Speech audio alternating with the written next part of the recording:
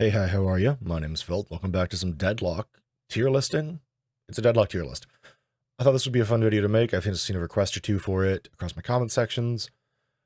They're always interesting. I will preface this by saying I am a low Phantom High Oracle player at the moment. I usually bounce around between Phantom 1 and Oracle 6 right now. That is just where I have been. So a lot of this tier list is going to be affected by how I view characters at that level of play and below. I do not understand as much as to how people would rank them at higher levels of play. So you've been warned that I am biased about how I am viewing these characters. As for how these rankings follow through, the higher rankings is the more likely I think they are to just kind of win games and run away on their own. S tier characters can probably almost always win a game on their own without much team assistance. F tier characters will probably actually just make it harder for you to win in general right now, because I don't think those heroes are that good. This doesn't mean that I'm crapping on your hero. I think balance in this game is actually pretty good at the moment, and I think that we're not far off from a game state where everyone is technically in between the C to S tier territory, and there's no one way down here. But another disclaimer is that this game changes all the time. I was about to record this video the other day, and then we got the 410 patch, which changed several characters around a little bit. So if you think my rankings are a bit off, it's because I'm working with old data, and I've only played a few games on the new patch so far. But all of those disclaimers out of the way, let's hop right into things. So, a lot of these rankings also come from how I view how powerful these characters are from a MOBA standpoint. I've experienced in other MOBAs, so don't take my not a top tier ranking in this game to mean I'm not an experienced MOBA player. So let's just start with the start. Abrams. They're a B tier hero. They're good, but not great. They're actually a solid baseline for establishing what I consider B tier to be. They're a character that can be very strong if they get a lead early and can kind of push their lead through the game and bully their way into victories, but they will have a hard time closing a game out if they are not always on top of their game. Abrams have to dive really deep. They always have to go really hard in the paint, so to speak. And if they're kind of off their game at all or just not good at the character, they'll often just be feeding their brains out because they're diving to disrupt and force issues and get kills during the big fights around objectives. And if they're not doing that well, then they're just dying because of how the game's going. B tier also kind of stands for be happy to see this character, because you're never mad to see these characters. Like it. Anyways, next is Apollo. Apollo, another B tier character. I would put them a little bit higher if their ult didn't feel so bad early game. I've played them lately, and their ult feels pretty tough. Feels really narrow until you get greater expansion. But like Abrams, they're a character that can bully early, get ahead early, push a lead, and just kind of go, you know what, this is my game now. And that's a pretty solid starting point for any type of character. I think that these two characters are both pretty decently balanced overall, both in terms of MOBAs and in terms of Deadlock as a game. And if you disagree with me, go yell at me in the comment section and force engagement on my video. Bebop, D tier. I was going to put him F tier, but he can self-sticky his bombs again, so he gets to go into D tier. He's fine, and he's just not very good at the moment. This is also personal biases coming into play, because I find this character to be generally easy to counter in most lobbies, because a lot of the time, if you just buy counterspell or just spell magic, you will in fact just bully out a Bebop in the mid to late game, and they kind of can't do much besides displace you. And if you're not so behind that you can't just kill them when they drag you out of position, then they're just not a problem. They're not F tier though, because they're not always looking terrible in the lobby. Billy, pretty solid C tier. They're okay. They're not quite as good at pushing a lead as Abrams and Apollo are, in my opinion. I think they have a lot of utility in the mid to late game with their knockups and their ultimate, but I feel like Billy's just lacking something right now. I know he just got a couple of small buffs. I know I accidentally ignored them in my last video to go yell about Celeste, but I think Billy is just kind of fine. I think he has some struggles, and I think he kind of falls victim to the, if he doesn't break his lead early, then he will just get bullied out of the game. And I think that unlike Abrams and Apollo, he doesn't have innate built-in survivability that is as easy to use, that makes it so that he doesn't die all the time. If you hear meowing and yelling, that's one of my cats. They're unhappy that they're outside of the room. Next up is Calico, solid B tier. I feel like they're just kind of verbatim exactly what I said about Apollo and Abrams. I think that their late game is a little bit weaker, though. I think that they are a character that is prone to falling behind and needs to buy a bunch of disruptive items, like Silence Wave and Arctic Blast in the mid to late game to actually push an effective lead and do something. But I do agree that they're very strong at the moment, and getting ahead early and forcing leads in the same way that Apollo and Abrams do means that they shouldn't be much lower than B tier. Celeste, who used to be an S tier, I'm moving down to A tier for the moment. They just got some pretty sizable changes to their kit. So don't take this as gospel with this ranking. The Celeste could easily move all over the place. This is just my opinion after these latest changes. I'm not quite sure how else to rank them, because I find Celeste to be an incredibly powerful character in the right hands, and that a good Celeste player can easily run a game and usually force the issues all over the map by just traversing it faster than anyone and being in every single fight. But their kit's really hard to use, so it's hard to be like they're S tier. But also, they just got changed, so it's hard to be like, oh, well, they're totally not S tier. Because it's like, well, that change was actually probably pretty good for them. It was some interesting adjustments, and it brought them back in line sometimes, but also buffed them in other ways. So I don't know. For now, they're just going to comfortably sit in A tier as the Murder Unicorn. Doorboy, I don't know. And if you wonder why I'm saying I don't know, it's because they've kind of changed him so much recently that it's very hard to judge. I think I'm going to tentatively put him in B tier with a possibility of A tier, depending on the player and depending on the lobby. I think a good doorman will target people when they are low on stamina and force them to basically give him free resets on his ultimate, and that makes them look like an A tier character. But their own personal ability as a character to actually close things out and make stuff happen is closer to C tier. But they're also so disruptive in fights because they make fights 5v6s and give themselves unstoppable, and can use carts to stun people and shove people under walkers on the other end of the map and push people into spawn on base defenses. I feel like they probably deserve B tier as a result of all of these equalizing factors. I think they're really, really good right now, and I think all these changes were really, really strong for them.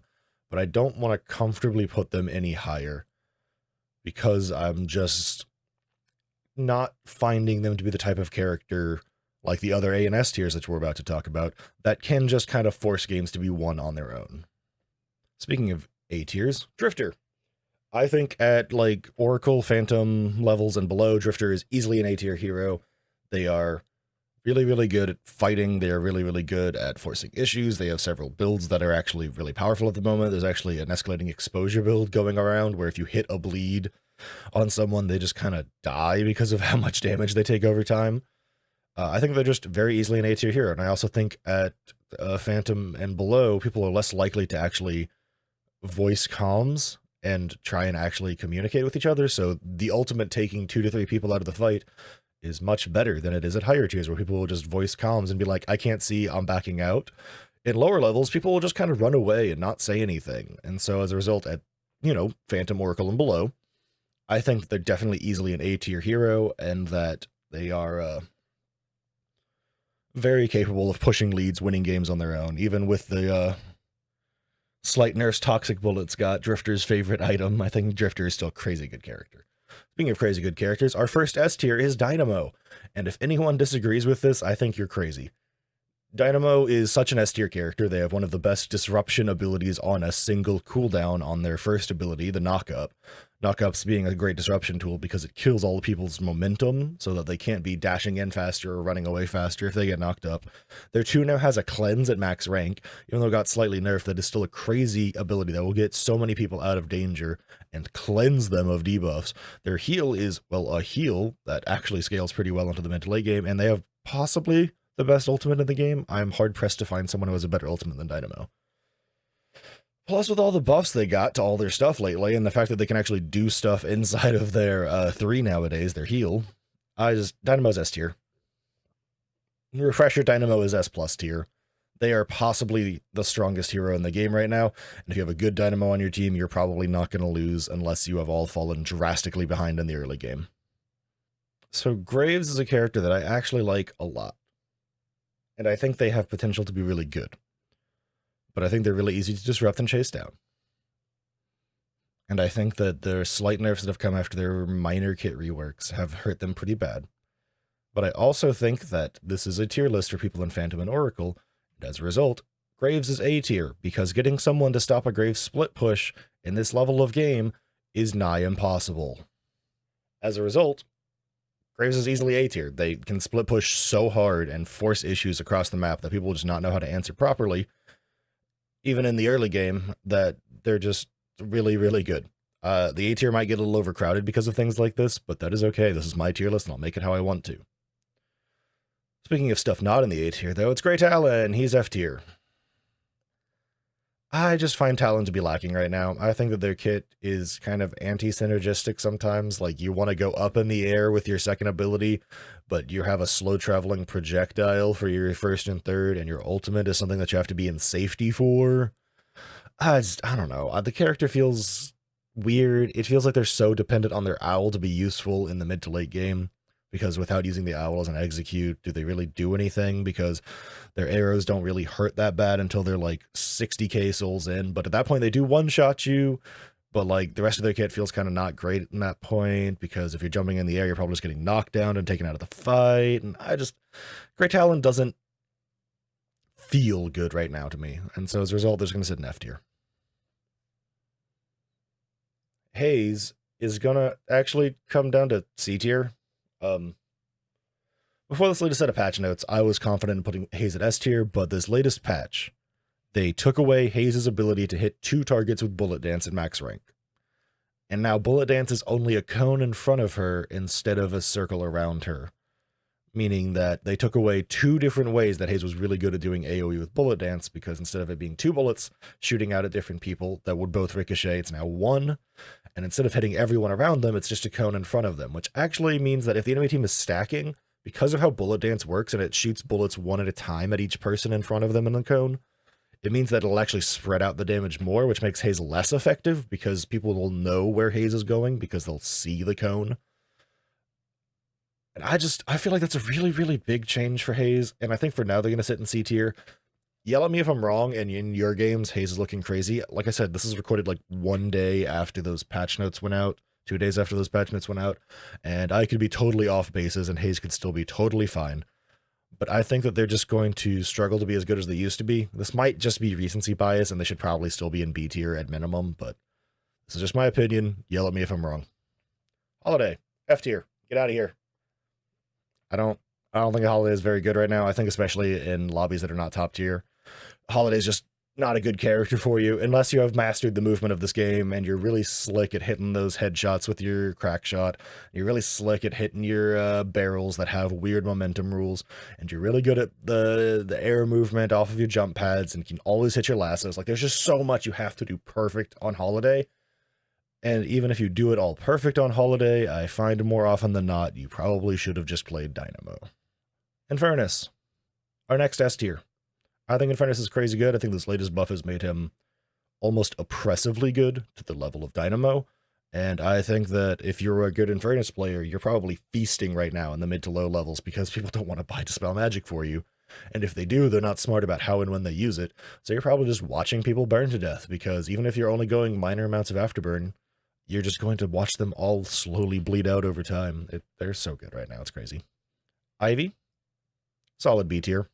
I think that they're very strong right now. I think that their Gargoyle statue has gotten really good. I think that the upgrades to their ultimate and their second ability are pretty powerful. I think their first ability get kind of neutered, but it's still fine. But overall, I think Ivy's just a solid B tier character right now.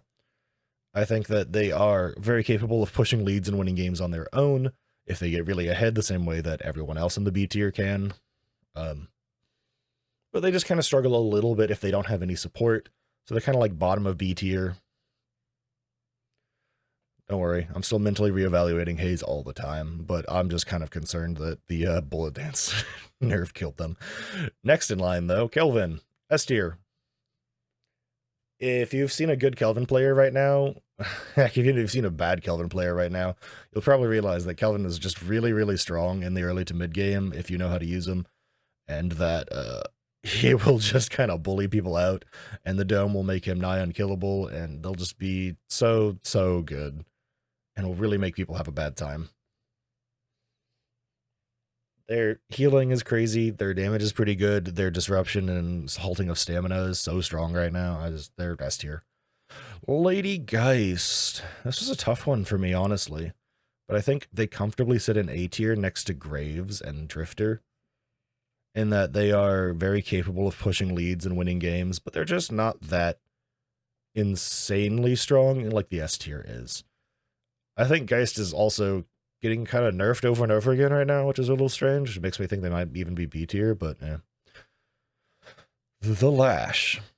I'm sorry, Lash, you are only a B tier character right now because you just kind of don't have the utter win potential. And Counterspell sure is an item in the game, and once you hit around Phantom, everyone buys Counterspell for the Lash, so you have to be really smart about how you ult, and you have to do it in the middle of fights after everyone's burned Counterspells, but teams kind of like the Lash initiation right now, and it's hard to not just go, they're so grouped up, I'll go in and initiate. It's a tough time. You have to be really good at the Lash at this level, and especially into higher tiers, to actually make him work, because you have to be counter-initiating a lot of the time, but he does look crazy good when he does counter-initiate well, but he's also countered by Counterspell really, really hard, and Spellbreaker makes him do much less damage, but I think he's a comfortable B tier. I think he could be A tier, but he's comfortable B tier. My goodness, solid C tier. They're fine. They're fine. They have a good ultimate. Their gun's getting slightly buffed over time, but they're just okay. I also just find that people just don't use McGinnis very well in my games, so I might be biased towards them. They might be a little better than this, but I don't think they deserve to be much higher than C tier. Mina, A tier. I think they're great. I think they're wonderful. I think that their ability to pressure early game just wins games. And I think the buffs to their bites in the late game, giving them massive amounts of fire rate, so they can spam siphon bullets and toxic bullets and stuff, is really good. And I think that they're so escapey that they're just hard to deal with, and Mina's just great. But I'm a Mina stan, so tell me how I'm wrong. Mirage is B tier right now to me. I think that the nerfs to them have been really good and brought them really in line, and I think as a result they're kind of sitting in a solid B tier right now. They could be A tier, but unlike Infernus, Dispel Magic hurts Mirage more. Mirage has to stack up their stuff over time on someone, and they only have limited scarabs, whereas Infernus shoots someone for like 2 seconds, and then Afterburn is rebuilt up.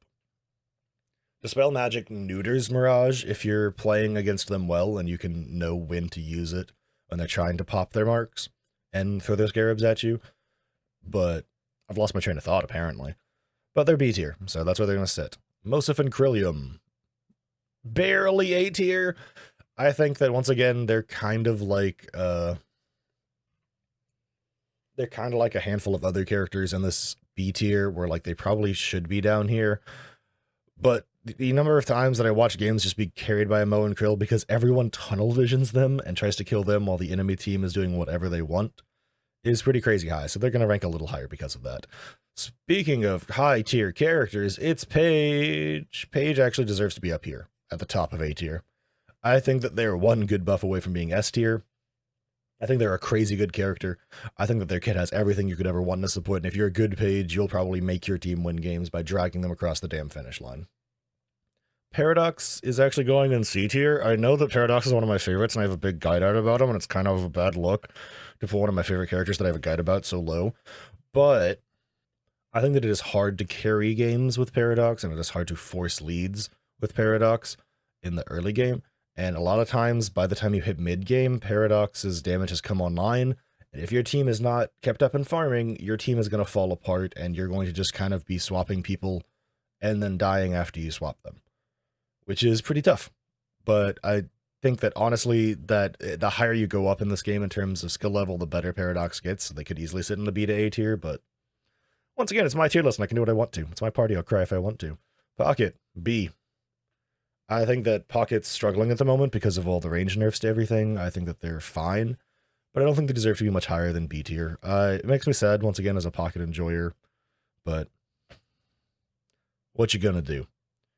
Rem, funny enough, I initially had them listed as A tier on my notes here to the side, but as I've been talking and doing more stuff and playing more Rem, I think that they're kind of B tier. I think that their ability to get a ton of money and get really ahead is really good, but I think that in Phantom Oracle level play, they're just not as good as other supports. I think that I would rather have a Mo and Krill, or a Dynamo, or a Paige, or a Kelvin. I think that Rem is kind of lacking something right now. I think their ability to steal farm and get ahead is crazy good, but maybe I'm biased. I don't know. You tell me. You tell me, dear viewers. 7. S tier, crazy character. Right there next to Infernus. These two sides of the same coin. Really powerful, hybridy spirit carry that runs toxic bullets, but also has their own abilities that helps debuff the enemy team so heavily that it's just incredible. Seven's power surge, just naturally debuffing people's spirit resist is crazy, on top of just giving him massive power himself. They're just, Seven's great. Their ultimate is also super impactful and changes almost any team fight that it shows up to. They're so good. People don't know how to deal with 7 ult. I love 7 right now. I will sing 7's praises till the end of time. Shiv, C tier. You have to be really good at Shiv to make Shiv work. And so at this level of play, they're C tier. Another thing that I thought about when I was making this tier list was how excited am I to see this character on my team? And if I see characters from like S and A tier, I'm like, oh, we're probably going to have a pretty okay time. These are good characters. And B tier is, those aren't bad. And C and below, I kind of squint and I go, are you good at that character? Because if you're not, we're in trouble, you know? And that's kind of how it feels right now for Shiv. Are you good at Shiv? Because if not, we're in trouble. Speaking of, Silver goes right there next to them. Are you good at Silver? Because if not, we're in trouble. I do think that Silver is strong right now, but the number of times I've had a Silver go like 0-12 with barely 20k damage in a 30-minute game, it worries me. You know, I know the girlies probably love Silver or something. I don't know, but Silver just feels a little lackluster. And it feels like, unless you're a very good Silver player who's mastered their movement and knows how to use their ult in and out of fights, you're going to struggle right now because of how gun heavy we are and how all of the supports are buying knockdown all the time because 7 is such a big contender, and as is Dynamo, as is Lash. But yeah, C tier for the two of them. Sinclair's gonna sit in C tier, and this is spicy, in my opinion, because I think that the higher up you go, the closer to A tier Sinclair gets.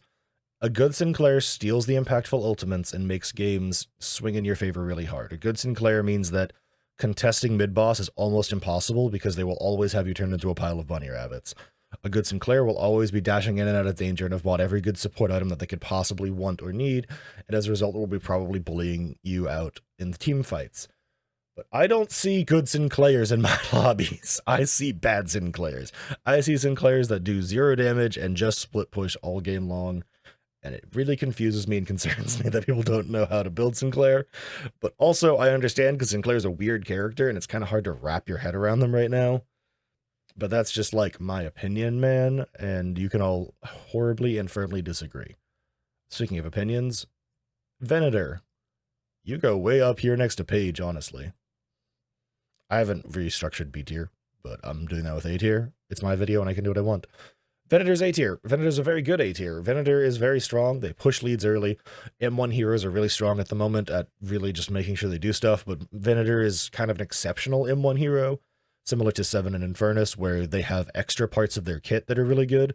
The ability to shotgun someone into a wall to then immediately hit them with your ultimate and just bully them out in the mid game is really good. And then late game, their ultimate has an execute tied to it to hit people that are super low health, but also they just have a really good kit for spamming AoE damage and knocking people away and keeping them stuck in a trap. And I just feel like they're really good right now. And they're really good at being a beefy frontliner who also does good gun damage, which is something that this next character lacks. It's Victor, who is in D tier because he does not have his cleanse on his 2. And even with all of his changes, I still think Victor is D tier right next to Bebop. I think that all of these changes have hurt Victor a lot, and I think that they are struggling right now. I hope they figure out what to do with Victor soon.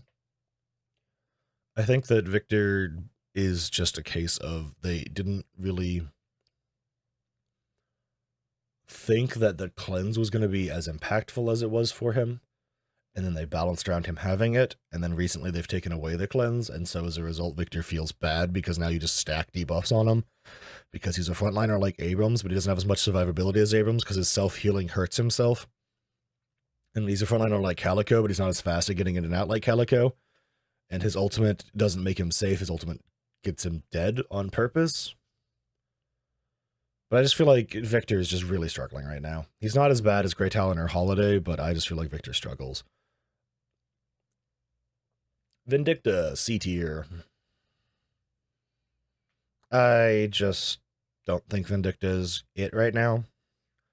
I think their kit is anti-synergistic in some of the ways that it runs. Like, why is there a stake trap but a cone bird, but you fly in the air and shoot and are a sniper, but your gun does so much damage because your snipe kills give you gun damage? It's kind of weird. And also, if you're not getting gun kills, then your builds kind of fall apart because your builds are so focused around just getting as much fire rate as possible. That if you don't get gun kills to boost your base damage, then you're just struggling to actually have base damage, and then you don't kill people. But you also need to build into like rapid recharge and tank buster to make your snipes kill, and it's just, they can be good, but they're like Paradox and Shiv. You kind of squint when you see them in your lobby, and you're just gonna go, "Are you really that good?" Because if you're not, we're in trouble. Goo Boy. I'm sorry, Goo Boy. You've been nerfed too many times. You're in C tier. I'm a viscous enjoyer, but this latest change to Puddle Punch to make it take longer to wind up means that it's just really easy to parry. And once again, this is my level of play. People just parry you over and over again. And you're just kind of like, well, can't do anything with my punches. So then you go to the Goo Bounce Ball build, the first ability, the Splatter. And then it isn't that great. And then you can't really dribble people right now because they took away some of our options for dribbling. Dribbling means you bounce up and down on top of people in your ultimate to continuously stun them. But the CC chaining changes have made that harder, and then some nerfs to Goo have made it harder. So overall, he's just kind of C tier. Like I said, I squint when I see them in my lobby, and I'm like, are you good at the character? Because if you are, we're on good terms, but if you're not, I'm concerned. Which is right where Viper sits too. I think that Viper could probably actually stand to be in B tier, but I just think that they're just not as explosive as some of the characters in the higher tiers here. And as a result of that, I think that they are going to sit in C tier. They're probably like right next to Haze in terms of like, they're probably easily capable of carrying games, but you need to understand the ins and outs of the character now to make them work. That's just my opinion, though. Warden, B tier. Warden's an easy B tier right now.